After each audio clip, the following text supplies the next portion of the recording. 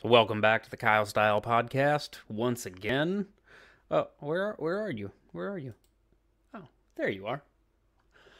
So we got some news to cover. I know I've made some big promises. I really have. I've made some. I'm gonna continue my Visions of the Apocalypse series. I've got the story of Captain Renton I have to do. A whole bunch of different stuff. It's been almost a month. I hadn't realized it. The whole world was waiting. Yeah, Kyle, what do you got to say? It's been a month since I think the last episode, and there's been some changes, been some stuff. It was call it summer vacation, right? And I did an episode a long time ago called Lockjaw, just about how you get, what I think it was Stephen Pressman or Pressfield called resistance in the war of art. He called it resistance. You just kind of you get distracted by things, and you kind of are like, I don't really have anything to say. Kyle doesn't have a hot take, I kind of have a hot take right now. So something that broke. I remember seeing it. I saw it break. I think actually a day or so ago. I saw the first signs of this story breaking, and it's about Google's ideological echo chamber. Now, what has transpired since I first saw it, I thought it was just kind of like, it's just a nothing story. It's kind of growing legs again, and here we are. This revolves around a gentleman by the name of, what's his name again? James Damore. James Damore? And apparently an engineer at Google, not a like a train engineer, like a computer code engineer.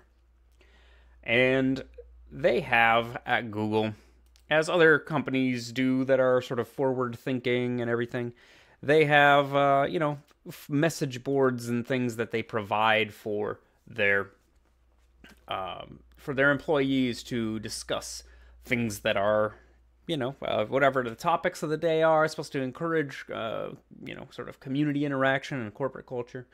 And this young man used this for something that got him in a little bit of hot water. And there's layer upon layer of irony in all of this. And I kind of want to walk through this, and you'll see what I'm talking about. So this is, I guess, Kyle Style Podcast, episode 86. Ideological echo chamber, I guess we'll call it that. So, here is the initial posting. It's about a 10-page memo. I kind of want to go through some of it with you to kind of touch on some of this stuff. And what you have is a forum provided for the Google employees. Let's see where you can see. Ooh. How about that one? And what we have here, maybe I do that. Does that work? And then we'll do that. Okay, that'll work. Is you have an opportunity to communicate with your coworkers in a broad way, like at a broad level, right? And it's all about trying to maximize the company, right? It's trying to maximize your time, other people's time. Talking about, say, how the company is perceived, what the goals are here, and what's everybody, how's everybody doing, essentially.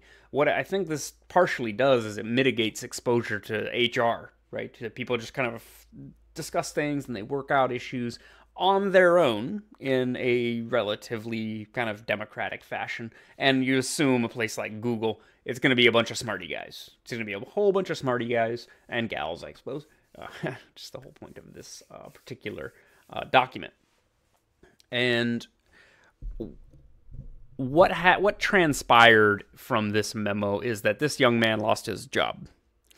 Now, it's titled Google's Ideological Echo Chamber. Now, I don't want to condescend you, but of course the idea of an echo chamber is that you say or do anything and it's going to create an echo, it's going to come back to you. This term has been used and applied to especially online spheres where people discuss things and everybody is in agreement. And so they all just agree with each other, and then they think that they have a consensus that is broader than their smaller, sample size, their smaller group discussion. And everybody's kind of guilty of this, but it's all contributed to things like, well, Trump getting elected and all of this stuff. So I would try not to mention Trump in the rest of this whole thing after that second mention of Trump. Okay, so Google's ideological echo chamber. And again, you're talking about a smarty guy here. This is a guy who, does computer code. So he thinks like a machine. He thinks like a robot. He's going to go, oh, well, I'm going to present this information and it's all this data. And then everybody's going to go, oh, wow, I never thought of it that way. Not so, sir. Not so. So you can see here at the very top, it says, feel free to comment. So this is a PDF I'm looking at that you're looking at. But this was sort of a sort of living document at the time. It was presented, here's all this information, and there was a comment and interaction section for people to critique or rebut, okay? Now, look at how structured this is. Is this guy... yeah, I think you have to be autistic to go to this level. You have to be somewhere on the spectrum. And then I'm somewhere on the spectrum because I'm going to dive into it and try to analyze some of it. And then you're partially maybe a little ADD or not, if not autistic, to kind of come along with me on this journey. So again, it says, feel free to comment. They aren't disabled. The doc may just be overloaded. For longer form discussions, see this link. And both of these links are in private, non-public Google forums, right? So employees can log in, but if you try to follow these links, they go nowhere. So due to the backlash, he added this reply to public response and misrepresentation. So this, I think, is important. He added this. I think he added this afterward, but after sort of the controversy began. But he says, I value diversity and inclusion. I'm not denying that sexism exists and don't endorse using stereotypes. When addressing the gap in representation in the population, we need to look at this population-level differences in distributions. What? We need to look at population-level differences in distributions. If we can't have an honest discussion about this, then we can never truly solve the problem. Psychological safety is built on mutual respect and acceptance, but unfortunately, our culture of shaming and misrepresentation is disrespectful and unaccepting of anyone outside its echo chamber. Despite what the public response seems to have been, I've gotten many personal messages from fellow Googlers expressing their gratitude for bringing up these very important issues, which they agree with, but would never have the courage to say or defend because of our shaming culture and the possibility of being fired. This needs to change. So, he has since been fired. So I get that I've been arguing with people all day about this. I get that this is somewhat controversial, and it is, for lack of a better word, it is a bit problematic when you start talking about that, maybe this like sexism and discrimination and stuff isn't really a thing, right? Maybe it's not that big of an issue. Well, he presents some data points about maybe why it is that there's not, call it active sexism going on in, say, the tech industry, or at least at Google, or you could say at least on his teams that he has worked on. And he presents some, cogent information. So let's take a look at why there may not be systemic sexism, right? That's all he's really saying. So TLDR, that's too long, don't read. This is otherwise known as an abstract, I think. Google's political bias has equated the freedom from offense with psychological safety, but shaming into silence is the antithesis of psychological safety. Now, I've encountered this concept before, that there are things that are like unsafe and that people kind of pull back and they run away from just something that is maybe challenging. It's maybe, in opposition to your view. So then it becomes a matter of psychological safety, and then people make the jump to say that that's actually like violent, right? And this is where you get people saying that, you know, speech that is contradictory to theirs is violence, which it's quite literally not. It's speech, right? But let's continue. So, shaming into silence, the antithesis of psychological safety. This silencing has created an ideological echo chamber where some ideas are too sacred to be honestly discussed. Sacred cows become the elephant in the room. The lack of discussion fosters the most extreme and authoritarian elements of this ideology. Extreme, all disparities in representation are due to oppression. Authoritarian, we should discriminate to correct for this oppression. See what he did there? He kind of flipped it. All disparities in representation are due to oppression. Any disparity in hiring or, you know, firing or,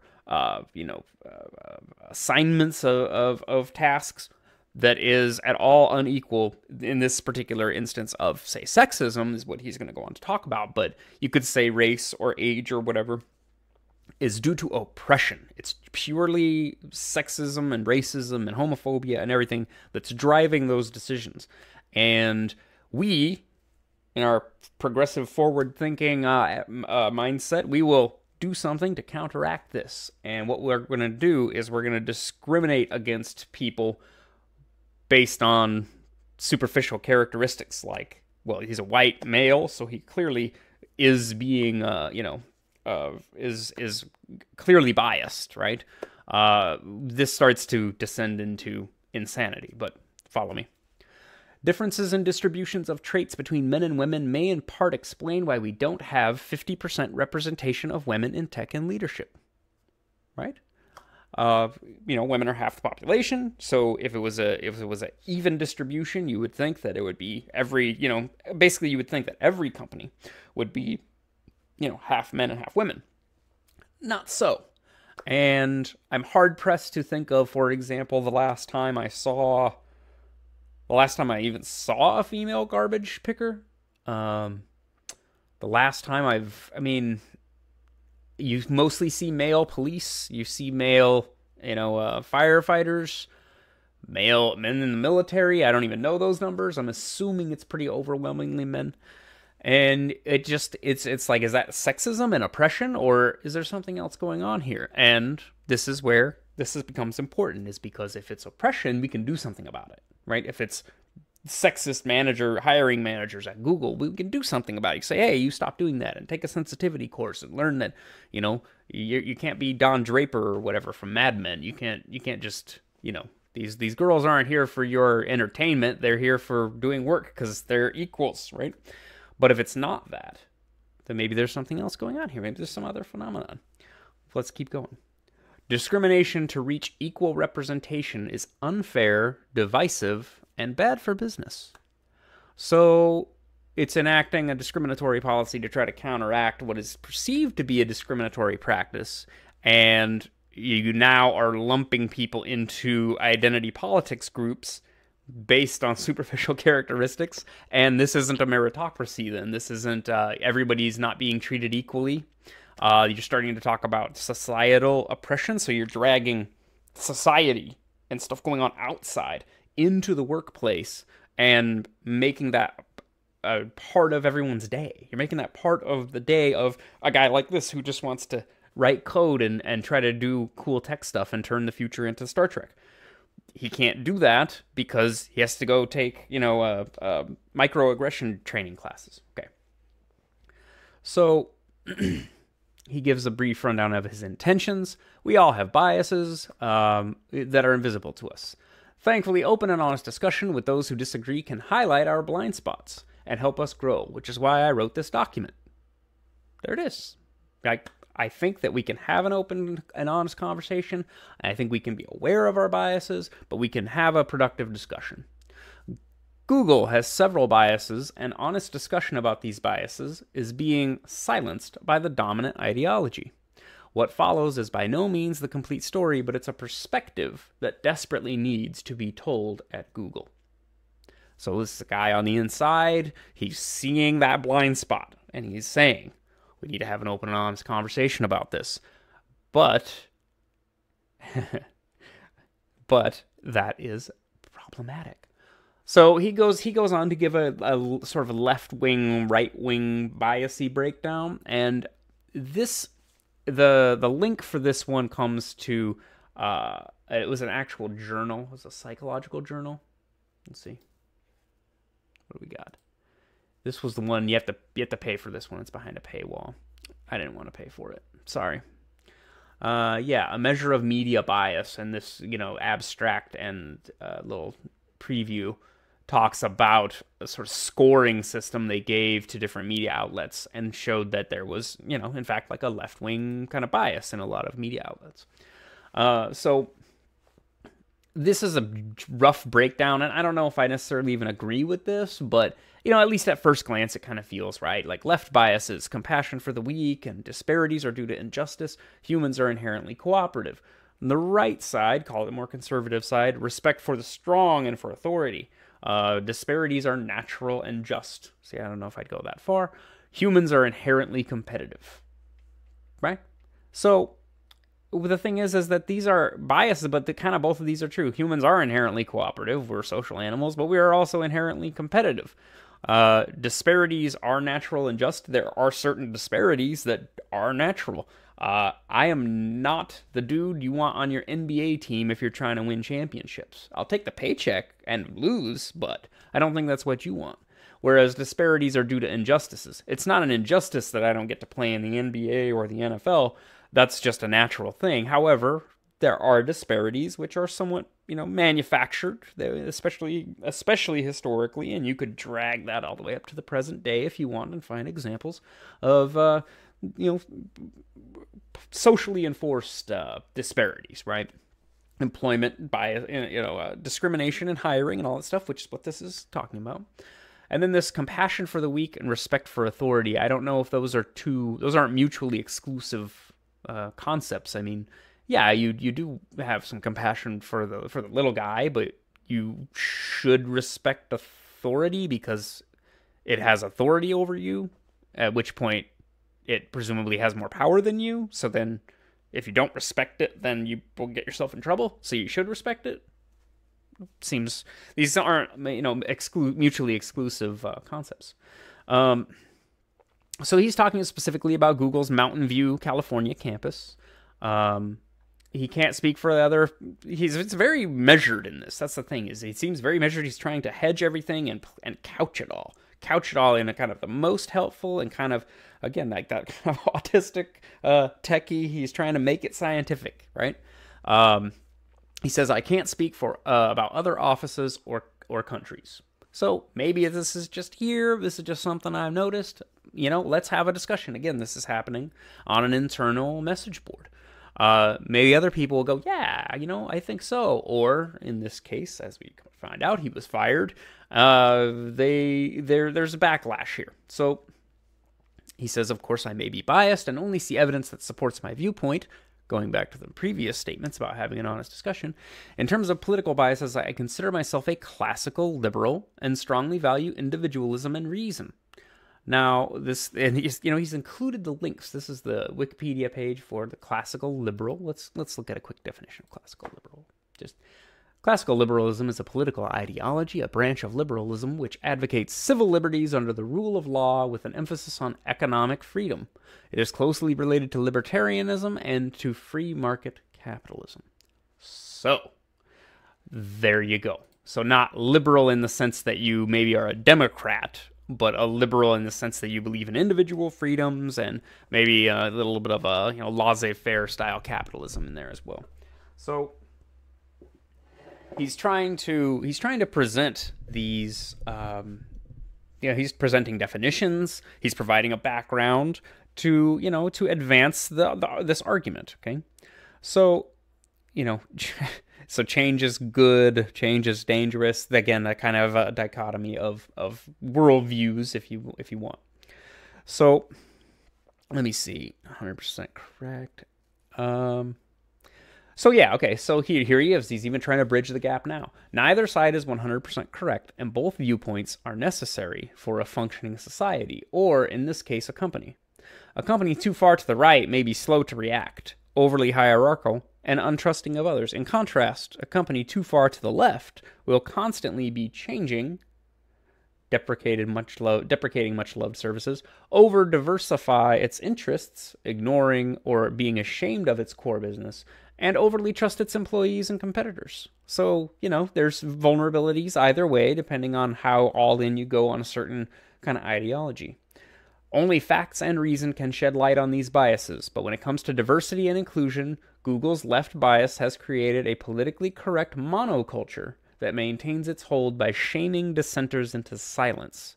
This silence removes any checks against encroaching extremism and authoritarian policies.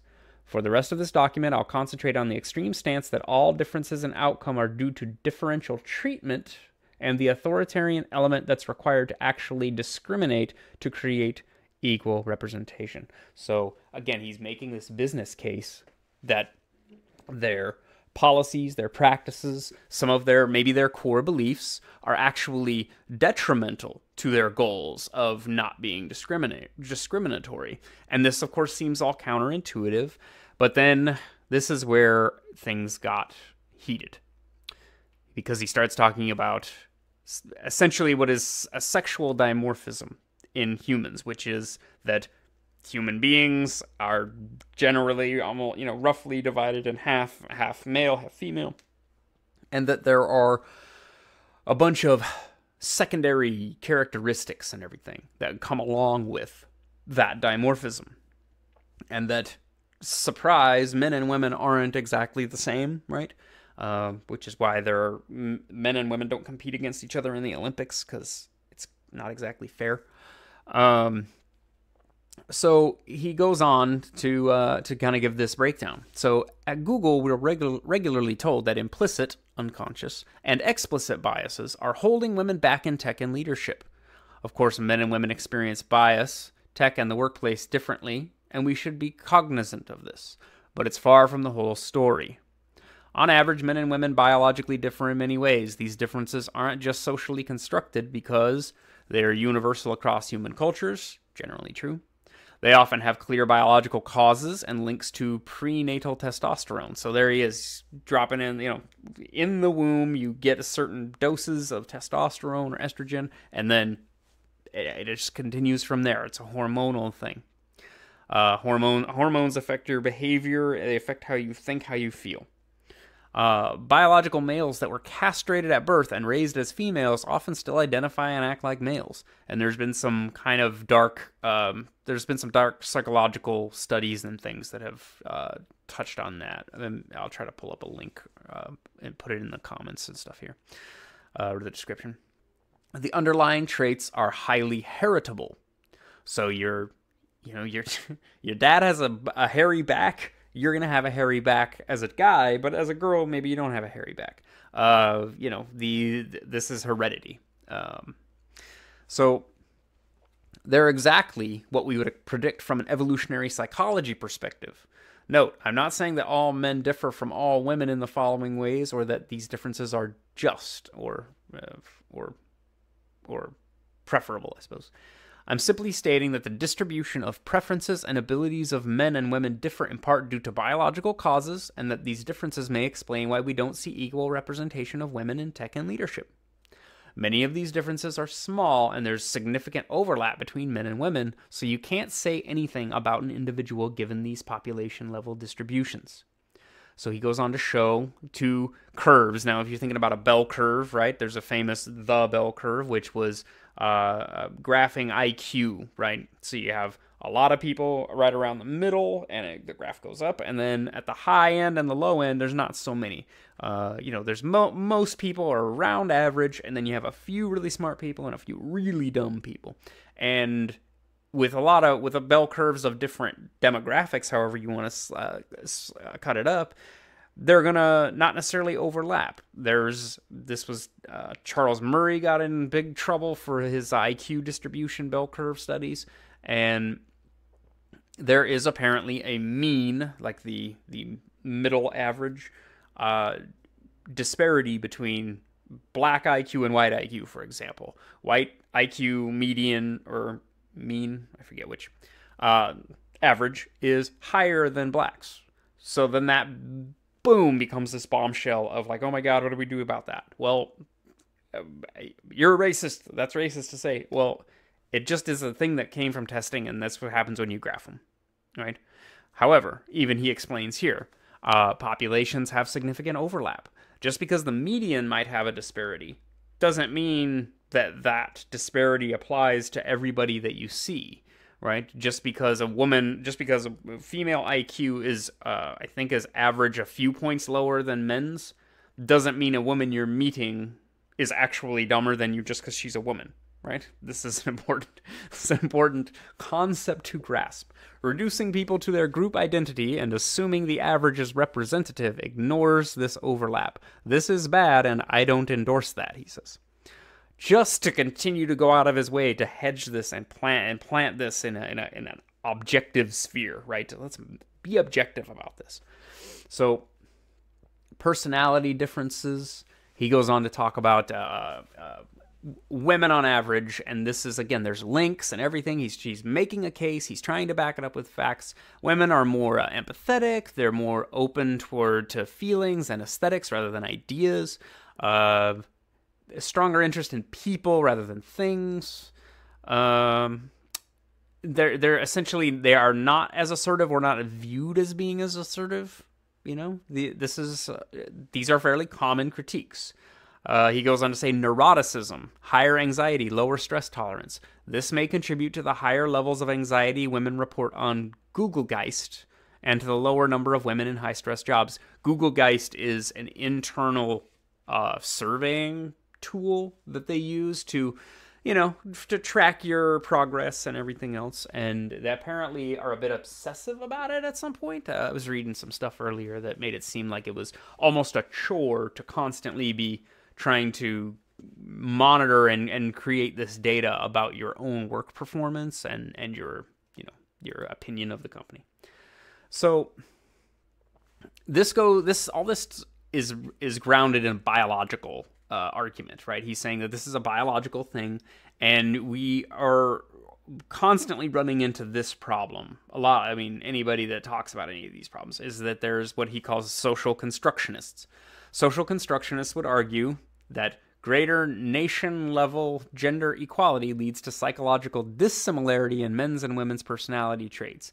Because as society becomes more prosperous and more egalitarian, innate dispositional differences between men and women have more space to develop, and the gap that exists between men and women in their personality traits becomes wider. Basically, we're not under the same pressures. If we were under the same pressures, then we would probably develop more similarly, but we aren't, because we have a certain amount of equality anyway, so everyone is sort of more allowed to become these different things. I know that's a little weird, but so he goes on to talk about how men pursue more status more than women do, and this is just a biological imperative. Women basically are judged on being beautiful and being fertile, right? They're not judged in the same way as frequently. Primarily on things like intelligence, tenacity, discipline, and all these other things. As a man, I'm telling you, yes, that's true. This is what guys are looking for in women. What women are looking for in men becomes a little bit more complex because it is about things like status and a certain amount of physicality, but also mentality. Right? Like women will like they like a fit guy, but they don't like a guy that's fit and dumb. But they don't want a guy who's super smart and not fit. Like you got to kind of have all of these. You have the perfect kind of ingredients coming together to really be appealing to women. And this is all very touchy. I mean, I will hopefully get hate on this video. I want people to tell me that how wrong I am and how stupid I am. But status is what men kind of judge themselves on, and they pursue it. And that leads to things like Men suffering 93% of work-related deaths. You think about that, 93% of work-related deaths. Like, think if 93% of any bad thing at work was only affecting women, right? Like 93% of women have workplace injuries, say, right? Even less severe than death, but it was 93% women are the ones getting hurt at work. How long do you think that would last? But men take these jobs, and they're kind of sort of assumed they're expected to take these jobs. Firefighters and soldiers and coal miners and everything, it's a matter of physicality, but there is a cultural aspect, just man up and be tough and, drive the cattle across the prairie there, even though they might stampede and, trample you to death. But you're a man, and this is just what men do. So these are realities, and people who believe in social construct theories will think that, well, men have seen this actually stated that they think that men are only stronger than women because of our society, because of our culture. We don't encourage women and girls to be physical, so they don't become as strong as men. And this is ridiculous. I mean, this is heavily disproven, but let's do an example if I can find it. Female bodybuilder arm wrestling, if I can find it. Female bodybuilder versus men. It's versus men arm wrestling.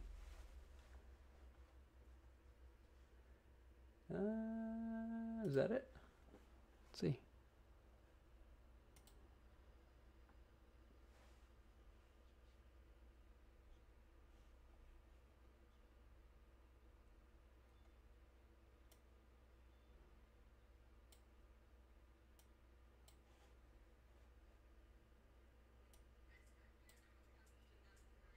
So here she is.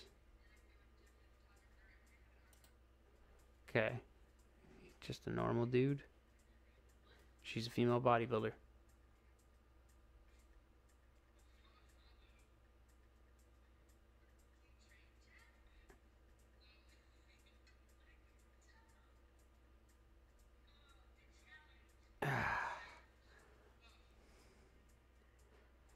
Well, you can see that. You can see that. He held her back. He held her back when she's dedicated to being a fitness person. She's dedicated to lifting weights, and he still was putting up a fight. If that was a dude that was a male bodybuilder, it would have just slammed his hand down. He probably wouldn't even wanted to do it, right? There's other ones I can't remember where it was. It was a girl, a female bodybuilder, and she's trying to arm wrestle. She's arm wrestling with just like regular dudes, and they're like dude bros that maybe lift a little bit, and they're just all beating her. And you see this in athletics all the time. There was a recent thing with Serena Williams, and what's his name, McEnroe, said, well, she's good as a woman, but she wouldn't compete against other men. And people got upset, even though it's 100% true. And there's rankings to see where, say different, sexes line up in ranking with each other. Anyways, rambling. So he goes on to talk about this gender gap in employment, and how there's studies and things that have shown that, women are sort of paying attention to different things, and that them paying attention to these different things might lead to them making different career choices, or their interactions in the workplace are going to be different than men's are going to be. And when you go looking for dragons to slay, you might end up creating self-inflicted wounds. And this is the harm of Google's bias. So they are spending time and resources. So they're actually spending time and corporate resources on programs and mentoring and classes, but only for people with certain gender or race, right? It's like, well, the men are the ones who are, committing this sexism, and they need to have special training. Really? I mean, isn't this a lesson for everybody to learn? And I'm going to go to a step further and say what he's talking about. So he gives the little footnote here where he talks about the actual classes and things that they take. I'm assuming that it is as he's presenting it, that it was just men taking certain classes, and maybe at a certain point just white men or just white people taking certain classes or attending certain programs. And that's literally discrimination against these people, and saying that, those people, and saying that they need this special training just by merit of their skin color or their gender. And this is, again, it's a misguided attempt at correcting a problem that this solution may not be able to correct, right? And you would think a company like Google would be all about trying to, really find a solution to say a problem like, discrimination in the workforce. If they were able to come up with a solution, maybe a technical one at that they would be then helping society, and that would also make a product somehow, I'm sure, and that would increase their value and would help impact the world in a positive way. So you'd think they would want to find real solutions to the real problems. But apparently not. Apparently, rather than digest all this information and refute it all, or accept the parts that are true and not, they decided to just bring down the ban hammer and, not end this guy's career per se, but at least end his career at Google. So he talks about controversial topics like evolution and climate change, IQ and sex differences, and that these different fields of study tend to have political leanings, right? Humanities and social science lean left, right? Which creates these blind spots. You get in an echo chamber, and there's nothing to really challenge what you're experiencing, what you're seeing, and what everybody around you believes. And so it just becomes a matter of well, we're right and they're wrong. And then you have tribalism, and then it's easy to demonize, and you still aren't learning about your opponent. You're only reinforcing what you already think. You're not actually, meeting them. So, he go again, like I said, he's making a business case for these methods and programs not necessarily being effective. Right? Like, they're not being effective, and it's the idea is that if they're going to spend their real world time and real world money on some kind of classes or a program that is going to benefit and reduce an issue of, say, this disparity, that you got to do it right, do the correct thing, right? So he goes on to talk about, demoralizing. So take the moral aspect out of this idea of discrimination or biases, and just make it it's just a sort of a mathematical disparity, and you do that which will overcome that mathematical disparity. Again, he's trying to be kind of objective and scientific about it. Don't make it about aggression or intention, that people are intending to, these men are trying to keep the women out. Like, let's look at why there aren't as many women. Is it really all just the negative male intent that's keeping them out, or is it a byproduct of, again, all these other forces and factors? So he says, stop alienating conservatives. Now this starts to kind of become political in a real direct way, but part of what he's talking about is not, again, stop alienating conservatives in terms of, the Republican that but the whole galaxy of ideology and concepts that surround a person that would come to a point where they call themselves conservative, right? Maybe they're skeptical about the transgender issue. Maybe they're skeptical about climate change for whatever reason. Those are things you can have. You can have a discussion about specific pieces of that, but if somebody presents themselves that way, you can't immediately view them as though they are the enemy. That's the tribalism aspect again, and you can't you can't or you shouldn't treat them as though they are either dumb or, again, evil, right? That you can't treat them like they're evil. You just have to engage with the ideas. But when you've moralized issues, as he was saying, you make transgenderism your hill to die on, you're not likely to have a real rational conversation with somebody about the, suicidality rate in the transgender community, right? You're not going to want to hear that. You're going to want to hear about how they're oppressed and you're bad because you're opposed to them. And you say, well, no, actually, they have high rates of depression and suicide, and I don't know if we should be encouraging that to continue. And then you're a bigot, homophobe, transphobe, and really you're coming from a place of not wanting people to make irreversible life choices and having other people applaud them as they head into a demographic that has high rates of suicide, for example. Okay?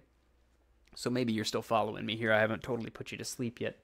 So he then goes on to talk about confronting Google's biases. I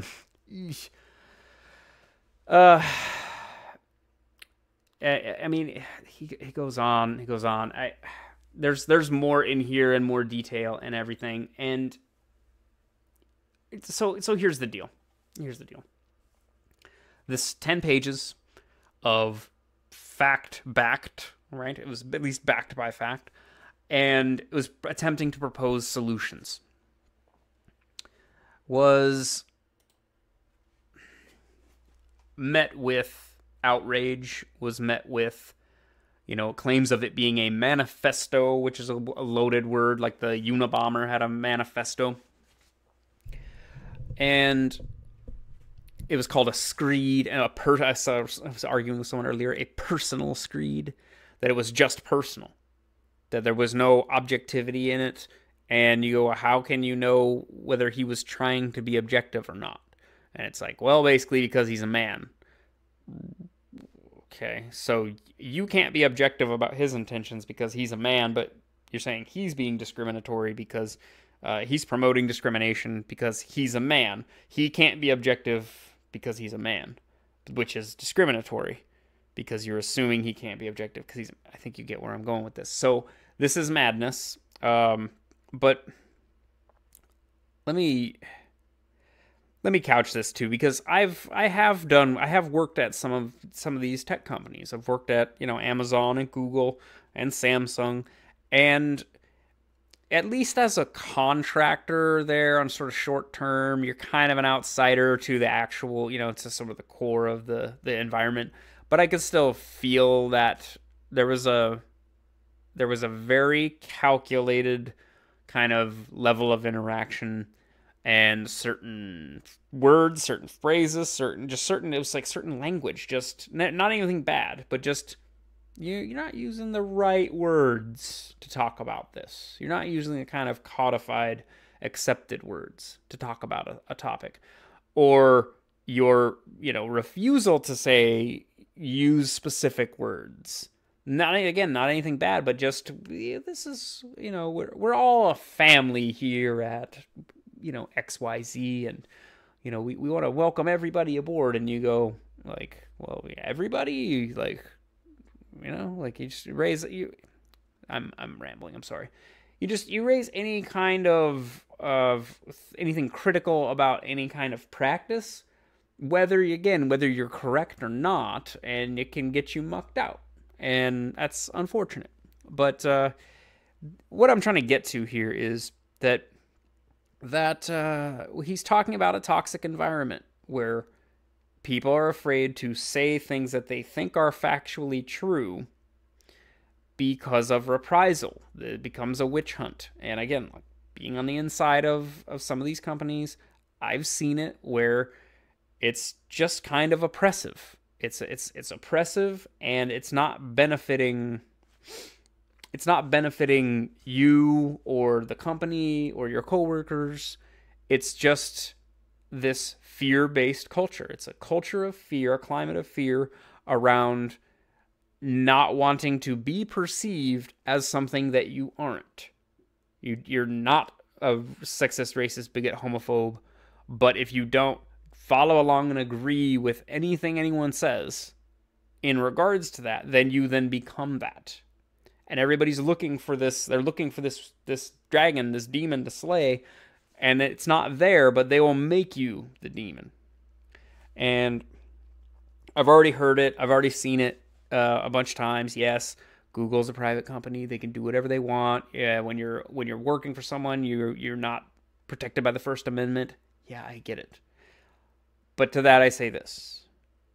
The reason that the First Amendment was written into the Constitution is because it represents a broader underlying philosophy.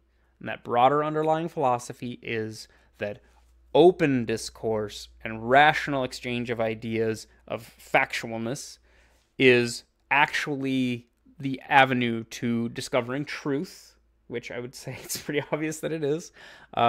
You don't get a lot of truth out of the Soviet Union and the people there, where saying the wrong thing about the dear leader would get you in trouble. North Korea again. You have to be able to have open, honest discourse and follow the information and the facts wherever they lead. It might lead to, hey, the earth isn't the center of the universe. Hey, it might lead to, God isn't up in the clouds. It might lead to, I found these little germs and these little organisms, and I think they make us sick. You have to follow the information where it leads. And that philosophy is why we have the legal protections we have in the First Amendment as far as government is concerned. But I think we would be remiss to turn our backs on the concept. The reason that our government is restricted in that regard is because our civic and national life and political life would be harmed by a lack of open discourse. And the same applies in the business world, in your personal life, and in your spiritual life. Be honest and find the information, find the facts. And if somebody's presenting information that is contrary to your view, you don't just scream discrimination and get them fired. The one thing that I haven't seen so far is a real point-by-point rebuttal of his memo. There's a lot of, this is discriminatory and this is sexist and all this stuff. I'm not seeing each point being disproven. And that's how you counter an argument, is you disprove what they're saying. And until somebody does that, this stands as it is. It seems fairly reasonable. It seems rational. It seems fairly well supported. And it seems as though Google dropped the ban hammer on this guy because he expressed highly self-consciously again that there is an inequality in Google. There is an inequality, but it's not that there's just systematic discrimination against women or minorities or whatever, visible minorities. It's that there's a real cognitive bias against people. I mean, it's a cognitive bias against saying that maybe we don't all have a bias. and in reality, again, this young man lost his job. Hopefully he lands on his feet somewhere. But these practices are fairly common these days. This business practice of just excommunicating people that express an unpopular opinion. I was chatting with somebody earlier and they were like, well, what if you said something bad about your company? You think they wouldn't fire you? I go, yeah, they probably would. That doesn't make it good. That doesn't make it right. It just means that it's just a common practice that a company can't apparently handle criticism. They are so squeamish about anything to do with gender or race or any kind of controversy that they will just fire people, not because they necessarily really did something, but because they said something. And it's just a continuous, it's a downward spiral of being dishonest or obfuscating or ignoring facts or just refusing to talk about things that may be true out of fear. And you then admit that you live in a fear-based culture, that your company doesn't succeed or fail based on its innovation and its effectiveness, but how fearful the employees are of not doing the wrong thing or saying the wrong thing. And that's what you become known for. And if I do recall, Google's original kind of mission statement was, don't be evil. Well, I think if you're going to turn your back on things like an honest pursuit of truth, well, then you've got quite the task. You got to control everybody all the way down. You got to control everybody all the time and make sure nobody goes against the corporate line. So once again, thanks for listening to the Kyle Style Podcast. Head over to redbubble.com/people/Kyle Style Design and check out some of my original artwork on phone cases, tablet cases, shirts, and prints. You can get travel mugs. You got tote bags, book covers, all that good stuff. And I, of course, get a portion of the proceeds. Or you head over to the GoFundMe page, throw me a couple of dollars, and you'll keep this thing moving. I appreciate your feedback, your ratings, your subscriptions. We're on Google, or we're on Google. We're on YouTube. I'm getting up on VidMe, I think, because we got to inspire a little competition these days to keep things honest. And look out for this guy. Hopefully he's gonna this guy, I keep talking about him, James Damore. I wonder if he's gonna do a public thing, if he's gonna do some kind of maybe press conference or have some kind of statement, because this is, I think, already he's got a hashtag going now, and it's hashtag Google Manifesto, and this is all still evolving. And he could come out and be some kind of deranged sexist guy and then totally destroys everything that I've been saying, but makes me look like an ass. But yeah. So keep this stuff in mind in your own life, in your professional life, whether you are capitulating to fear or whether you are pursuing that which is true. And upon that, you build something that lasts and something that's right, something that's true, and will be more powerful than fear and lies and deceptions. Hell yeah. Kyle Style Podcast, out.